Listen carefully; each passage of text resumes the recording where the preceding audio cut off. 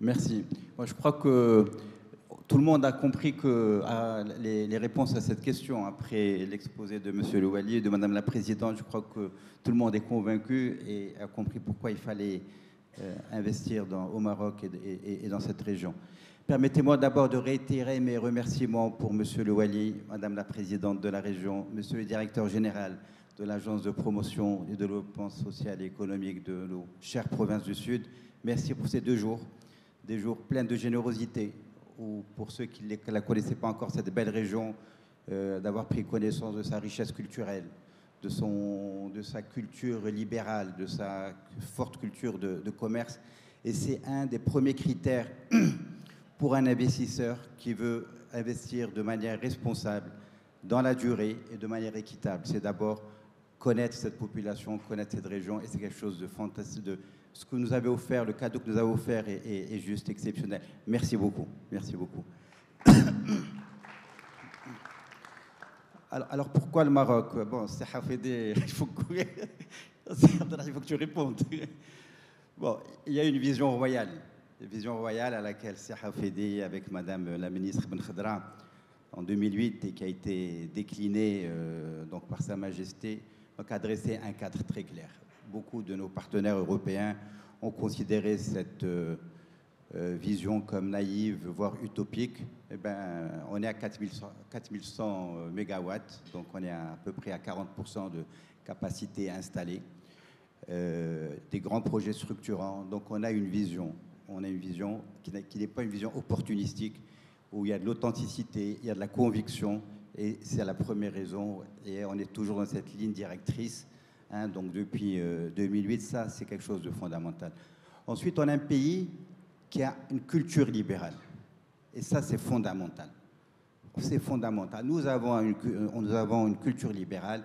Nous sommes, comme le disent les Anglais, business friendly pour les étrangers. Voilà, on les accepte, on les accompagne.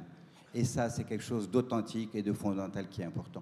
Ensuite, nous avons un cadre réglementaire, justement, qui a été dressé donc, suite à la vision royale, qui est un cadre extrêmement moderne et qui a permis de réaliser des très grands projets au moment où des pays amis étaient encore au niveau du PowerPoint.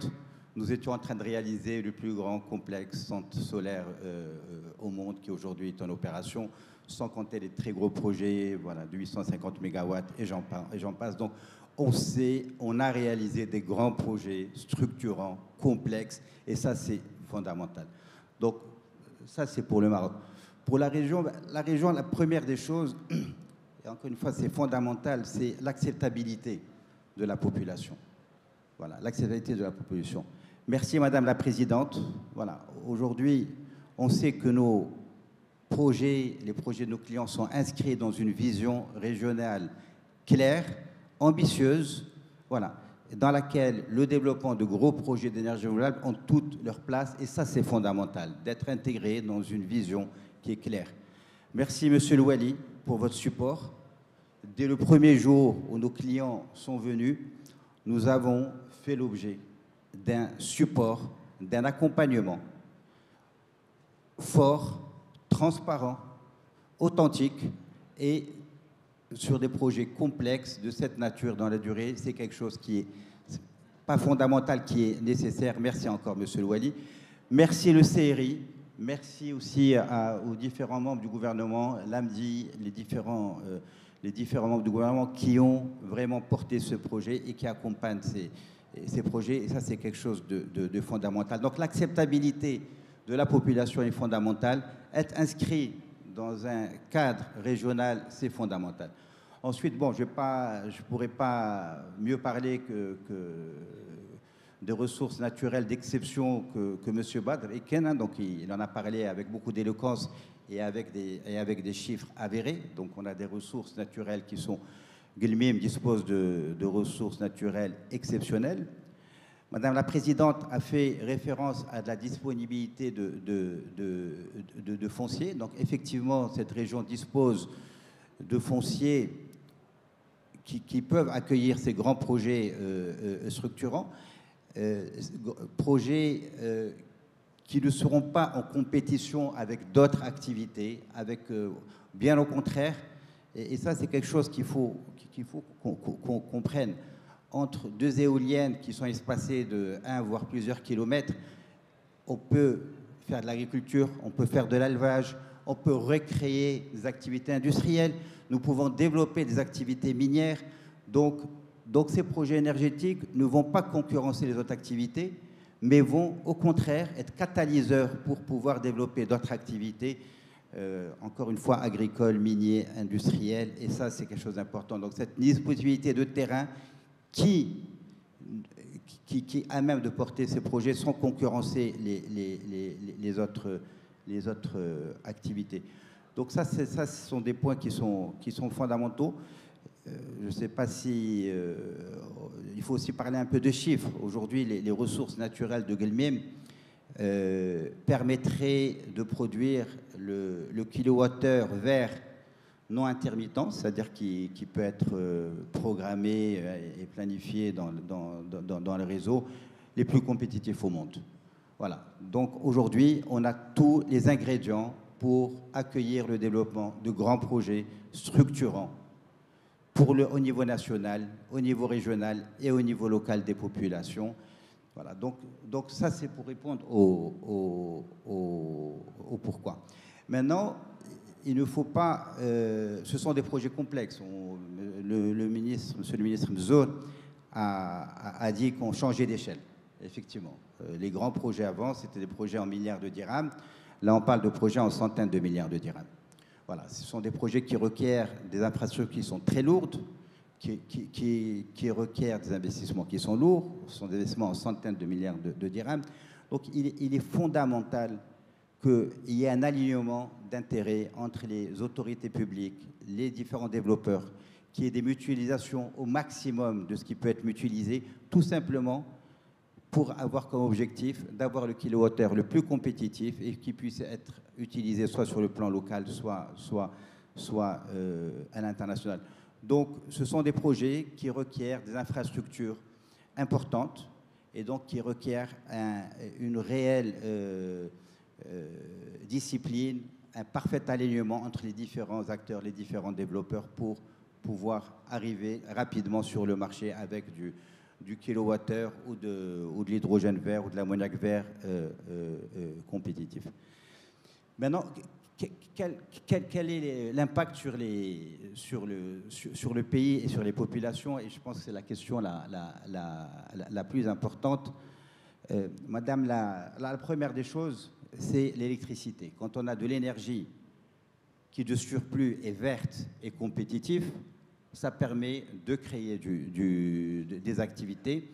Madame la ministre de la Solidarité en a bien parlé, le principe du ruissellement, donc de l'énergie, en fait, ce sont des grands fleuves électriques qui peuvent ruisseler sur les populations pour créer des activités, qu'elles soient artisanales, qu'elles soient petites industries. Voilà, donc avoir accès à une énergie à portée de main permet de créer tout de suite de l'activité.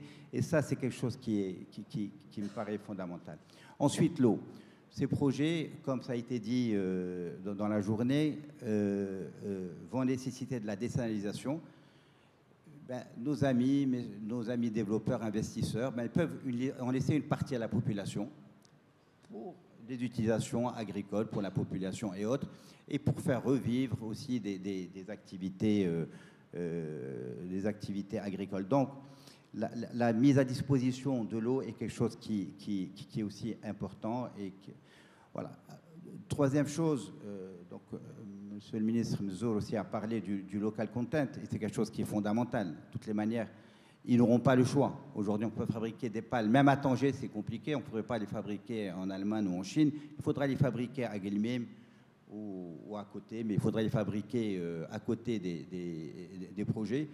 Alors, si on imagine un projet à 100 milliards de dirhams et qu'on considère que 50% sera utilisé localement, c'est 50 milliards pour un petit projet. Donc, vous pouvez imaginer tout ce qui peut être créé en termes d'intégration industrielle.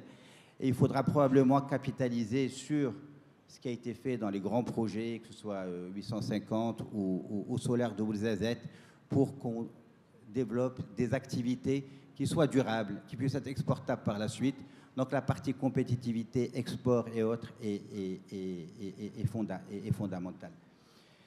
La partie emploi, dans le présentation on a parlé aussi, c'est quelque chose qui est fondamental. Donc qui dit investissement dit emploi.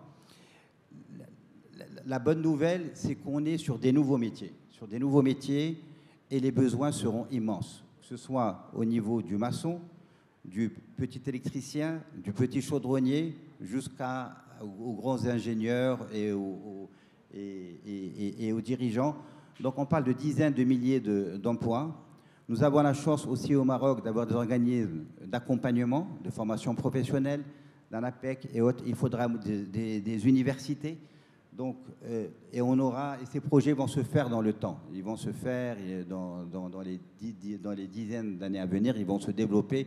Donc nous avons le temps de former nos jeunes, les accompagner pour que ce soit encore une fois des emplois pas précaires, ce soit des emplois pérennes, à forte valeur ajoutée et donc créateurs de richesse. Donc l'emploi est quelque chose de fondamental. Donc voilà, quelques chiffres. On peut donner quelques chiffres. Et là, bon, nos amis développeurs pourront confirmer, infirmer. On est encore sur des technologies qui sont extrêmement évolutives. Donc aujourd'hui, il n'y a pas de science exacte. Oui. Hein? Parfait. Donc on a donné les grands ordres de grandeur. Maintenant, j'aimerais conclure sur une chose très très simple et un rêve qui peut devenir réalité. La région de Guelmim a subi de manière violente les impacts négatifs du changement climatique. C'était une région qui était riche, qui avait une vocation agricole. Aujourd'hui, on peut rêver que grâce à ces ressources, on peut faire en sorte que cette région redevienne florissante, que ce soit une région agricole et que la population se réapproprie ces espaces et que ça redevienne aujourd'hui le lien entre le Sahara et le Nord, mais avec l'énergie de demain, une énergie moderne, une énergie éternelle et durable. Voilà, merci.